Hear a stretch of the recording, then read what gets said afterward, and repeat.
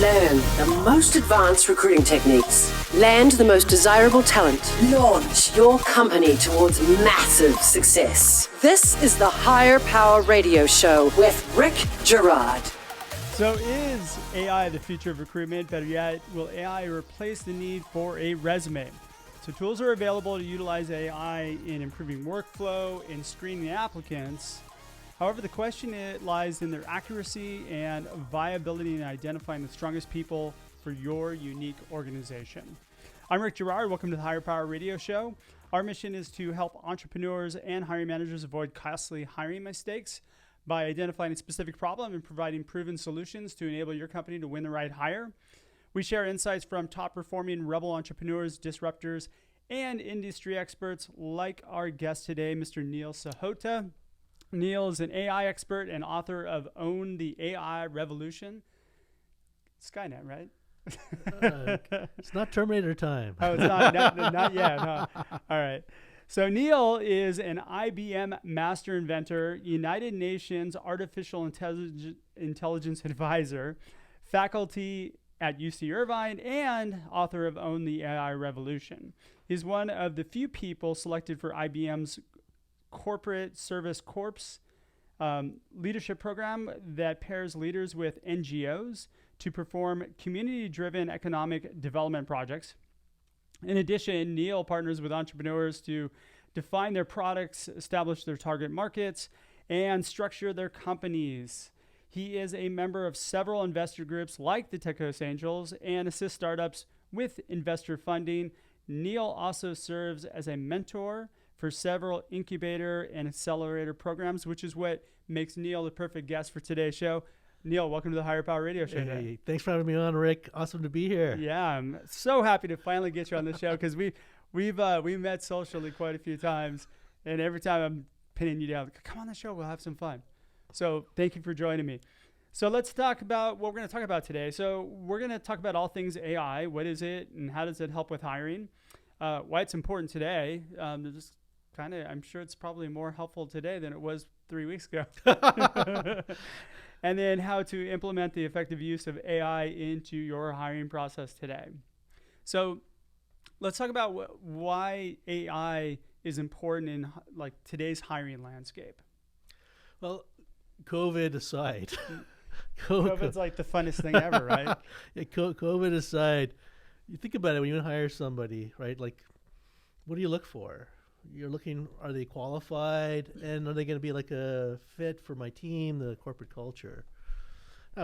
Qualifications we can test for, right? We do interviews, ask people to write code, come up with a marketing campaign, whatever. And skills are trainable too. And skills, yeah.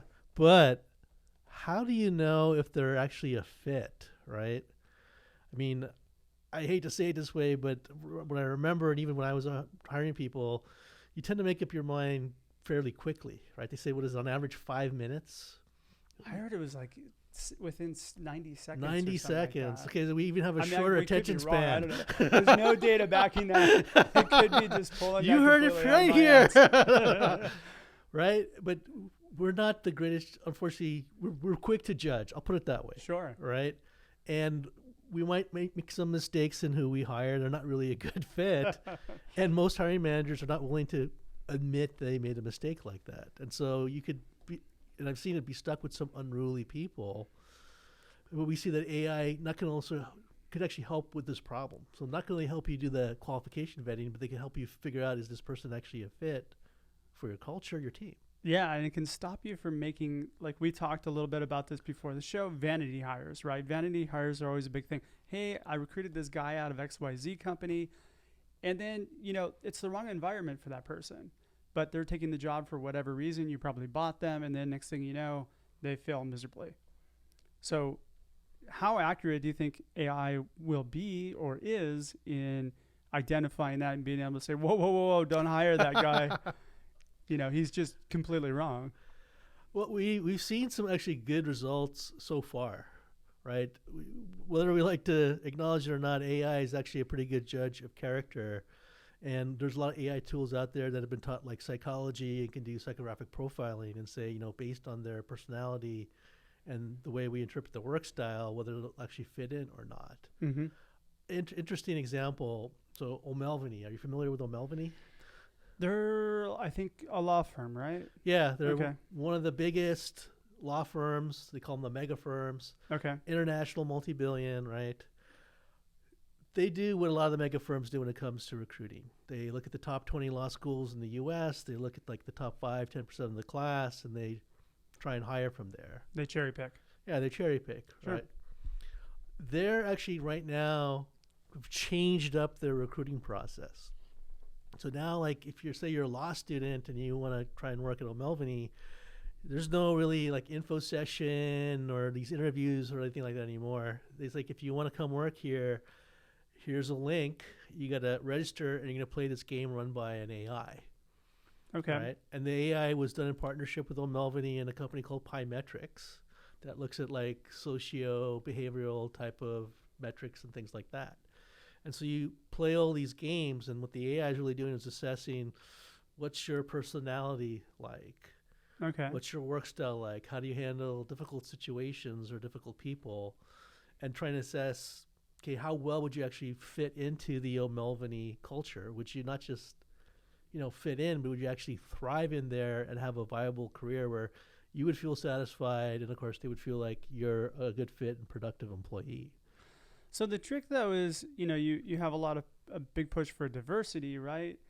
I'm a big proponent of, look, you need people who fit within that, who can thrive in that culture, right? But there's that argument that, hey, look at, you want diversity, you want people who think differently, you want people who go against the grain, but you don't want people who completely destroy your corporate organization, right? For sure, but here's the interesting thing. One of the reasons that O'Melveny actually did this was to try to improve diversity and inclusion, right? If you're going to the top 20 law schools, you're looking at the top 5, 10% of the class, you're looking at a pretty, we'll call it small possible population, right?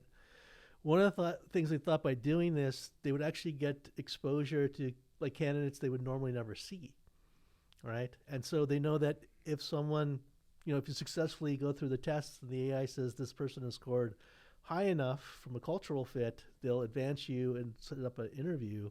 So but how accurate are those tests? It's a great question, right? We don't know yet. we probably need about 3 years worth of data to see how well it works and see that people get hired in, how good of a fit they are. And what the attrition rate looks like. Yeah, because there's legitimate concern about, well, what do you consider a good fit? And is that, only white men or people on the older side or whatever it might be? Is there some implicit bias in there? Gosh, that's always a really good question. All right, you're listening to the Higher Power Radio Show. I'm your host, Rick Girard. And for our podcast listeners, we're going to take a quick educational moment for our sponsors. So find out more about what we do at stridesearch.com. There you'll find additional content and resources to help you win great hires. Today our guest is Neil Sahota. Neil is the author of Own the AI Revolution, and he's an AI expert, so we're going to take advantage of that. So how do we start leveraging AI to optimize hiring? So you mentioned a couple tools, and that was a good example of it.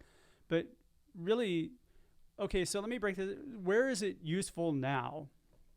Are we at a point where like you can just plug in an AI and boom, like you can hit the ground running? So or you need 3 years of data? I will give you the typical MBA answer of it depends. You got to remember that when it comes to AI, it's not necessarily a one-size-fits-all.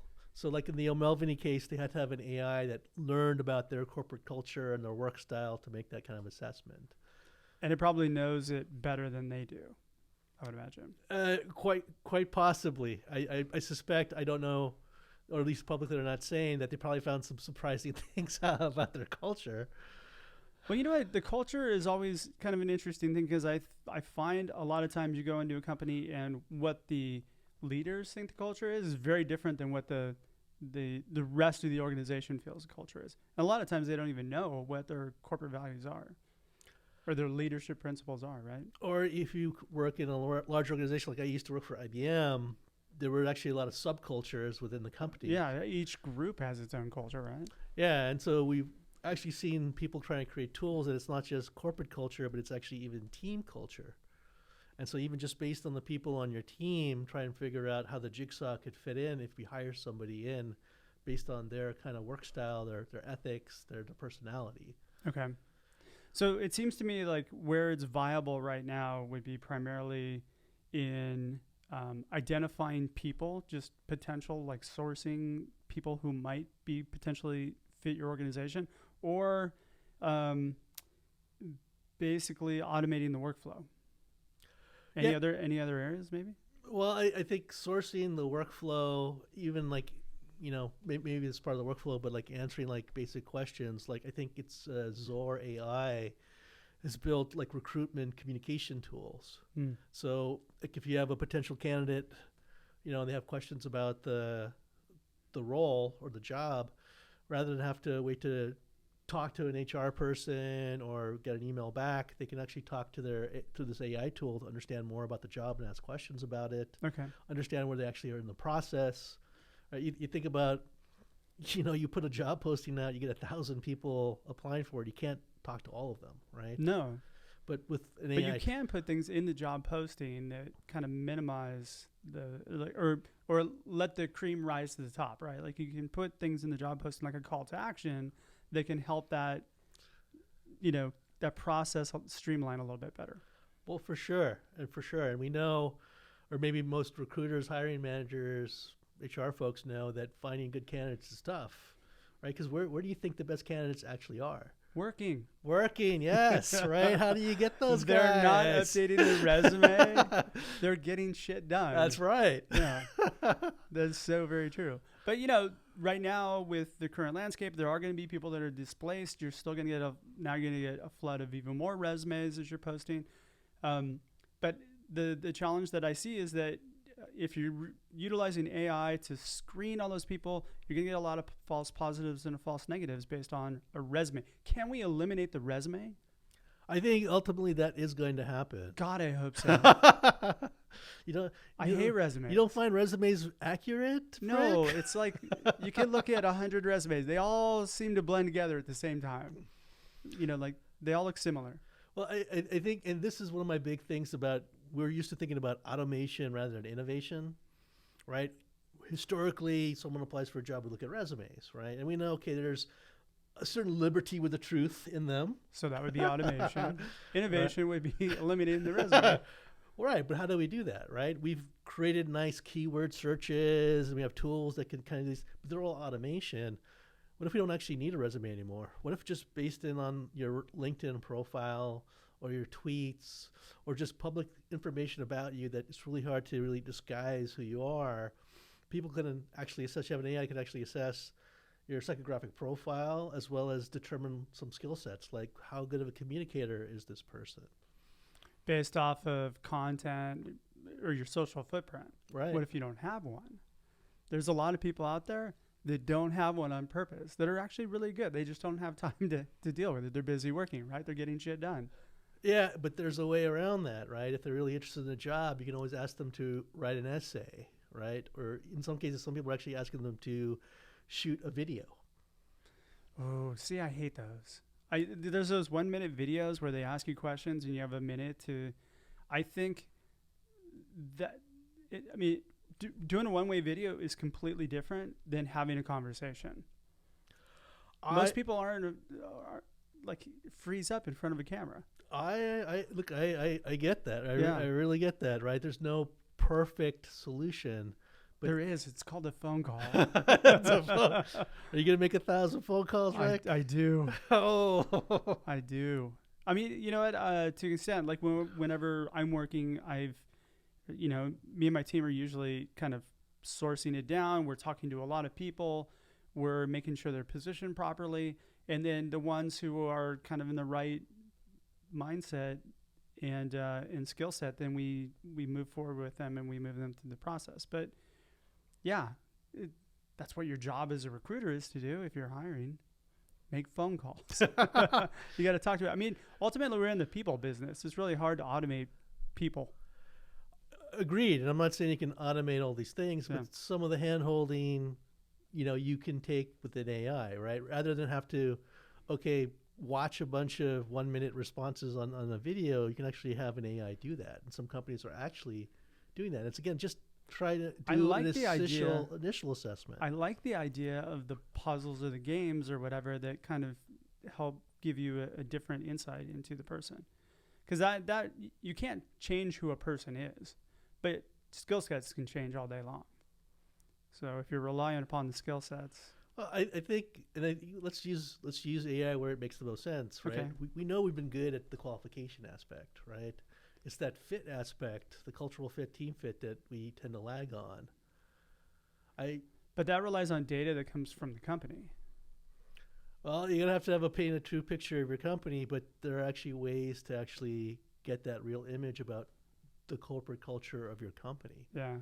Because we identified a bunch of tools, and I think we were talking about it prior to the show, and Pymetrics was one, and Paradox, and Aria, I think it was. Oh, Aria, yeah. So I looked into a bunch of these, and I've looked into them prior too, and it seems like they're really cool off-the-shelf ideas, but is the juice really worth the squeeze? Is the investment that you put into it, do I have to wait 4 years? I don't have that luxury if I'm a small startup. Well, training an AI shouldn't take that long, but we know that not everyone's a big company like an IBM, for example, that can afford to do their own kind of custom solution, which is why you have some of these off-the-shelf tools. But you really should use them for where it's going to be most helpful. Like, working with a lot of entrepreneurs, you don't know everything, right?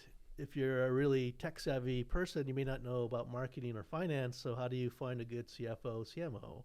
On the flip side, one of the startups that I advise for, they're lights out, amazing marketing people, but they couldn't find a good programmer to save their life. That seems to be the biggest problem.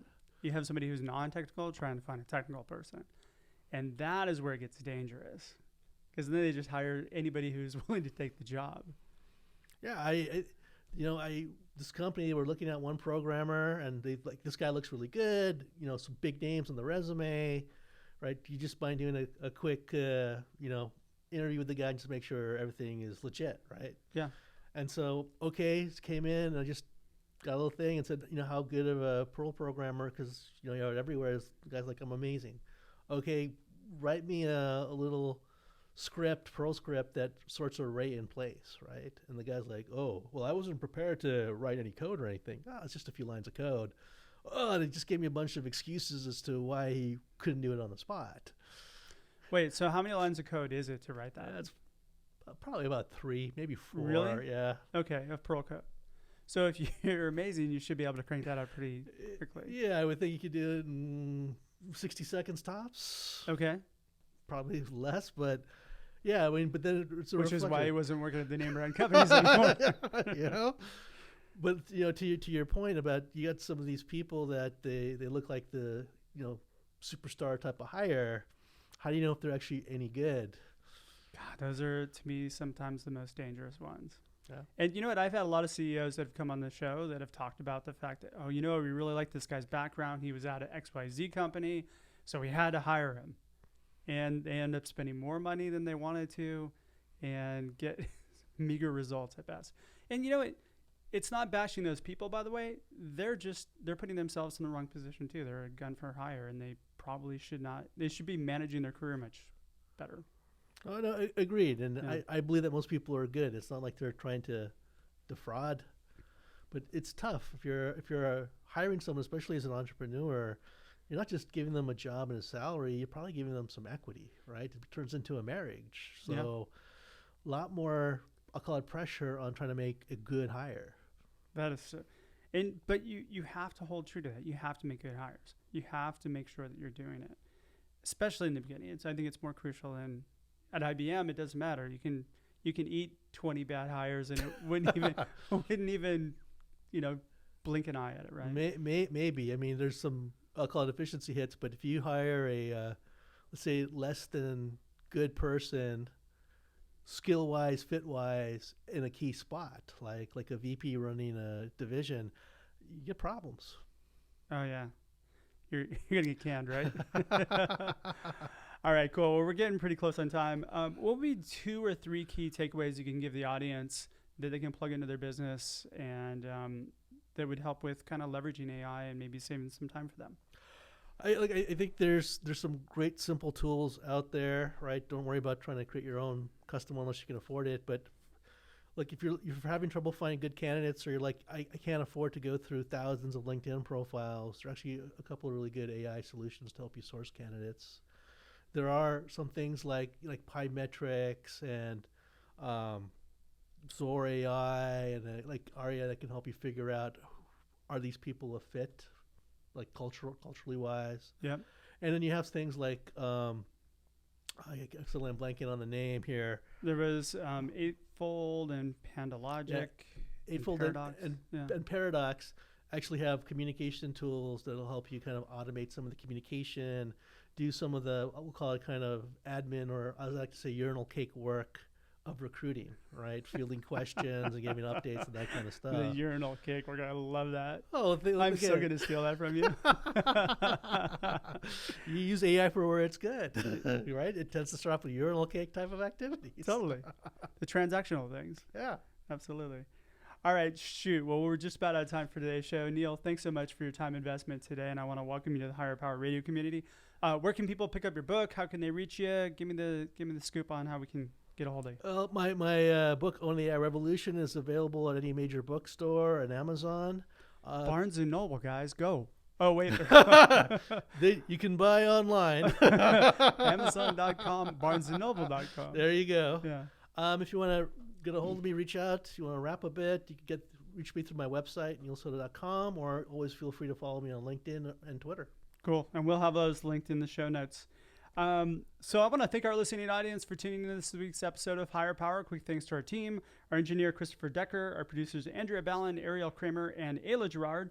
If you're listening to the podcast, please subscribe, review, and share. We're listening. We welcome your feedback, and we just want to make this show better for you. Join the Higher Power Radio community at Higher. That's HIRE, Power, POWER, Radio, RADIO.com. Or you can drop me a line at rick@stridesearch.com. Tune in next week. Our guest is going to be Rod Trujillo. He is the founder and CEO of International Rubber Products. I'm your host, Rick Girard, and you have been listening to the Higher Power Radio Show. Thank you for listening to Higher Power Radio. Catch our LinkedIn Live show every Tuesday at noon, or download the podcast on iHeartRadio, iTunes, YouTube, or your favorite podcast platform. We appreciate you joining us on Higher Power Radio with your guide to recruitment success. Rick Girard.